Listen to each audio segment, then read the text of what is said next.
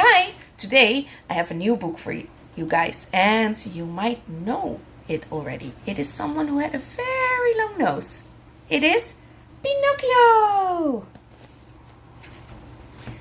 Once there was a poor carpenter called Geppetto who made wooden puppets for children. Geppetto's favorite puppet was Pinocchio, but Geppetto was sad as he did not have any children. He often wondered what it would be like to have a son. That night, a fairy decided to grant his wish and cast a magic spell over Pinocchio. The puppet came alive and started dancing and singing. Geppetto was thrilled. "You shall be the son I never had," he said to Pinocchio. Geppetto sold off his only coat to buy a spelling book and sent Pinocchio to school. On his way, Pinocchio stopped to watch a puppet show and agreed when the puppet master invited him to join his show. But the evil puppet master locked up Pinocchio in his caravan. "I wish I were safely with Geppetto," Pinocchio thought. The good fairy heard his wish and set him free. "I'll go straight to school now," Pinocchio decided. This time Pinocchio met a wicked fox who told him about a wonderful place called Fun Island. "There is no school in Fun Island," the fox lied. "Every day is a holiday and there are toys, games and sweets." Pinocchio forgot all about school and exchanged his spelling book with the fox for a ticket to Fun Island. "Where are you going, Pinocchio?" the good fairy asked him. "I'm going to school," Pinocchio lied.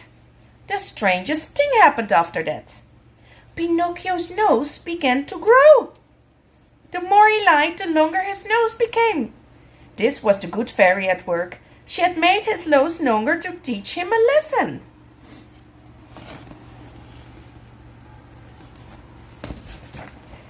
Pinocchio was scared. "Stop!" Pinocchio begged. "Each time you lie, your nose shall grow longer," the good fairy said. "Please make it stop. I promise I'll never lie again," Pinocchio begged. The fairy did so and Pinocchio went to school. There he met a boy. They soon became good friends. Pinocchio told his friends all about Fun Island and they boarded a ship that was going there. But when they reached Fun Island, they found out that little boys were turned into donkeys by the wizard of Fun Island and made to work hard.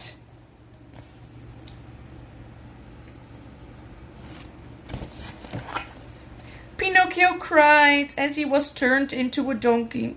"I don't want to be a silly donkey." The good fairy immediately waved her magic wand and he was Pinocchio again.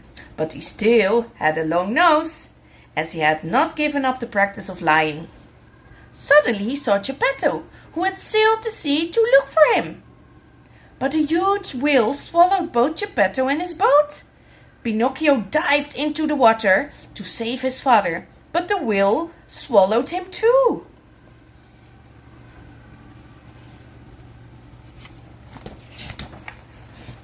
Geppetto and Pinocchio hugged each other happily inside the whale's belly.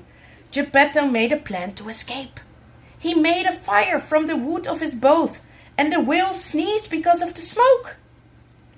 Both Geppetto and Pinocchio were shot out of the whale's mouth into the sea. Soon Geppetto and Pinocchio sailed home, where Geppetto fell ill. This was bad for Pinocchio. He realized he loved his father dearly. "This is the man who had brought me to life," Pinocchio thought. He knew then that it was his turn to save Geppetto.